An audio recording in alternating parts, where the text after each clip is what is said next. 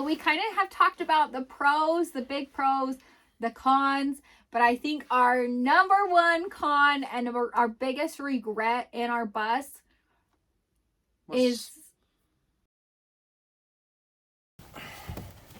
What are you doing? Putting the sheets back on. Struggles of bus life. Oh my gosh.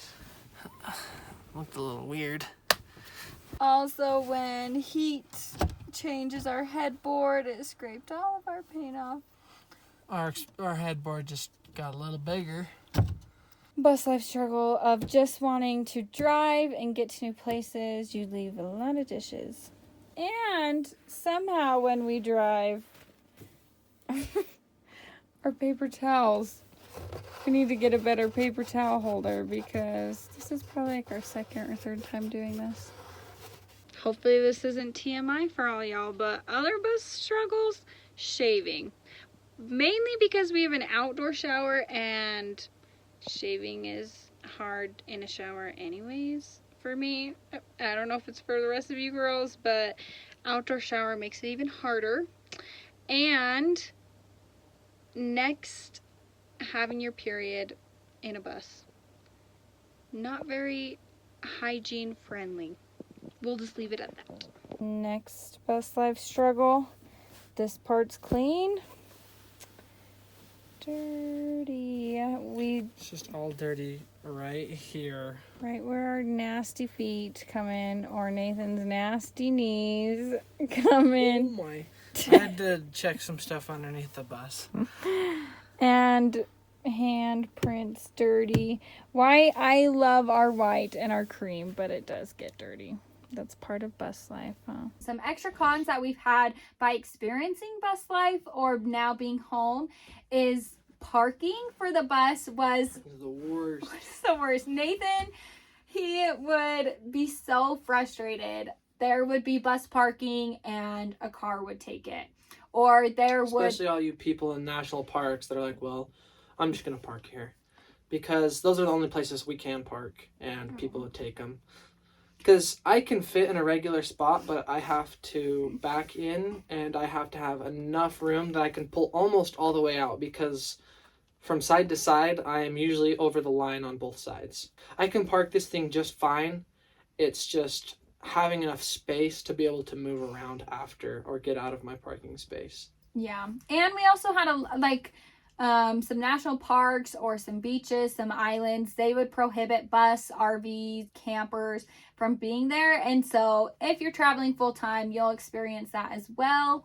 Unless if you're in a car or maybe a small van that is allowed. So that was just kind of a bummer that we couldn't experience all the things, but yeah, you just got to follow those rules and it kind of is what it is. It was nothing on our part that could have been done. So parking was kind of a nightmare sometimes, but we got through it. And if you're ever in a big city, it kind of sucks. When we were in Boston, we actually found a spot where there was 2 parking spots open as like a parallel parking spot. So we just paid for the 2 meters. I'm not going to pay for one and be like, well, we're parked in one.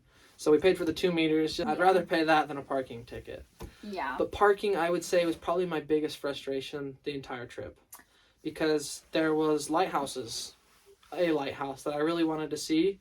And they said no buses. Yeah, so kind of a bummer. But again, that just kind of comes with a big vehicle like a bus that we have. So another thing that is kind of out of our control, but was such a con, was hot nights.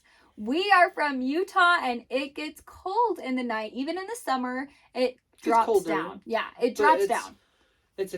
It's not too cold, but it's a comfortable cold. But East Coast, it seemed like, well, the humidity keeps the temperature all 24/7. So we're used to it being colder at night, but the humidity prohibits that. It gets hot and it stays hot all night long. So that was an adjustment.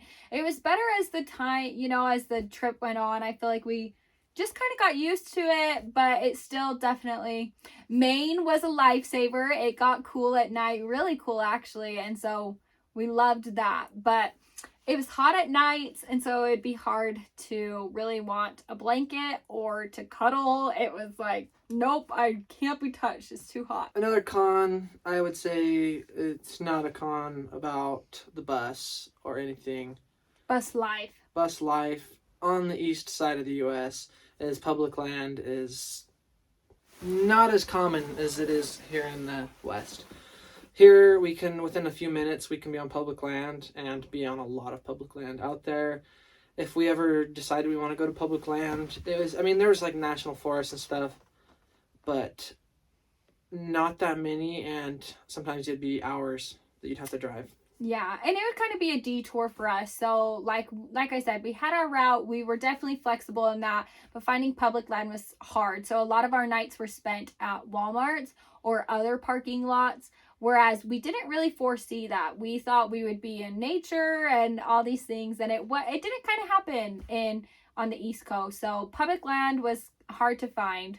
Yeah. Our shower is outside. It was nice having it outside, but I would have probably changed it so that it was inside, just because we would have to wait till it was pretty dark. So they're in the handicapped doors, and we would just shower. We had no shower curtain, so we'd just be out there naked.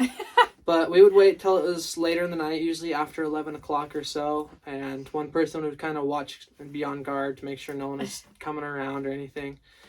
But I probably would have changed it so that it was inside. I would have done it right here where we're sitting. But just because of time and money, we just weren't able to do a shower on the inside. We only built this thing. We built this out in a month and a half because that was about the time frame we had until we had to leave on our trip. So we figured it'd be better to go on our trip than to have a shorter trip. And so that's definitely something we would probably do in the future, have a shower inside. It would be nice.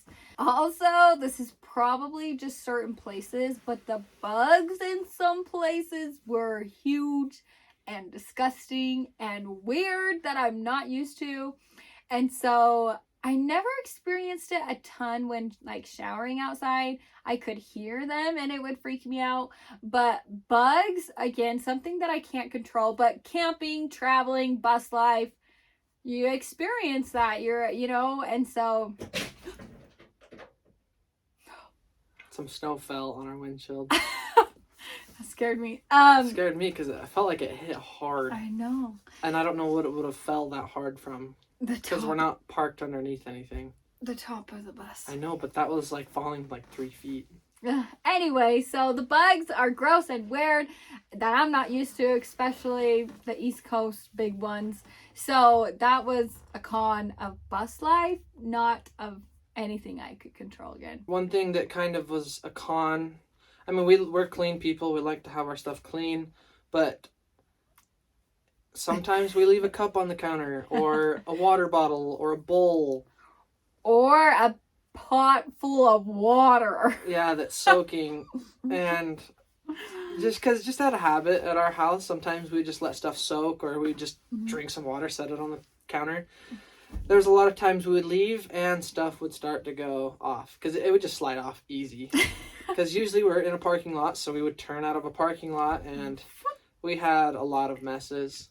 So it's almost like you have to have a checklist before you can even drive. Some people have to make sure their kids are in a car seat. We had to make sure that our counters were clean. And we weren't very good at that. We weren't terrible, but like I said, we were I would say probably 5 times. No, okay. Probably more than that. One time it was a big mess. A lot of times it was just water bottles. Yeah. Like I said, so we were traveling every single day. Like there was only a few weekends that we weren't traveling every single day. So a lot of bus life people, they will drive somewhere, stop, and be there for a while. And so then when it's time to pack up camp, it's easy to remember to clear off counter.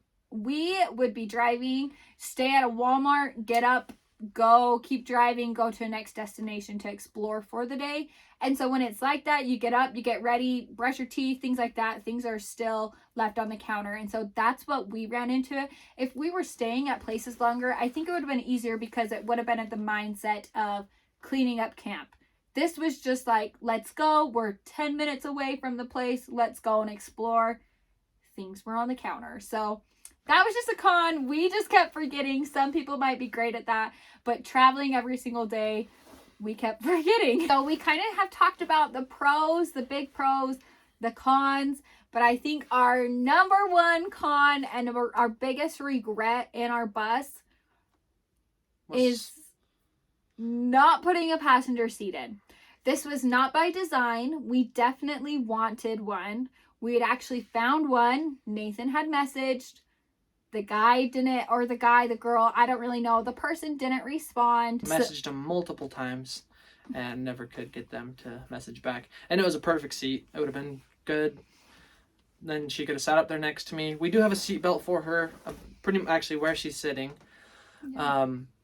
But it's definitely hard when you want to have a conversation with each other and you have to yell back and forth. Yeah, it's really loud with not really loud, but I'm far away. Like, this is a big distance. It's a long bus, and so when I'm sitting back here, it's hard for Nathan to hear me, and so it'd be yelling. So conversations weren't really there. So I'd be back here lonely. He'd be up there driving lonely, and so that was our biggest regret.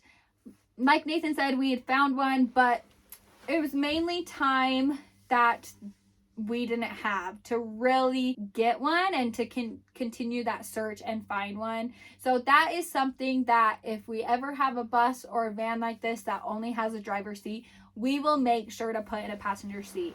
We were driving a lot, and so we were separated a lot. Like I said, it was boring, it was lonely, but we made it happen because we love to travel. So that is our number one con and our number one change for our future builds. I probably would have done a smaller couch just because I feel like the couch is big enough. Or like, I feel like the couch is too big. We have enough room that we could probably fit 2 or 3 people more on the couch. And it's just the 2 of us most of the time. I mean, if we do have company, then it's more comfortable. But I would have probably shortened it up just a little bit so that we could have had a little more countertop space or even just a shower in here. I like the big couch, but I would take a shower over. I would shorten that couch for a shower in here, but that's just kind of preference. So I'm fine with the big couch, but I definitely see the need for a smaller couch with something else in here. Another thing that's kind of like we differ in preferences. I love these curtains, and I love that they're kind of see-through almost in a sense. Like, they bring in some light even when they are shut and kind of sheer in here. And I really like the bright light and the natural light coming in. But Nathan would probably prefer, when we are more in public places, to have a blackout curtain. Yeah, just because in Walmart parking lots, they have a lot of street lights, so a lot of light gets let in.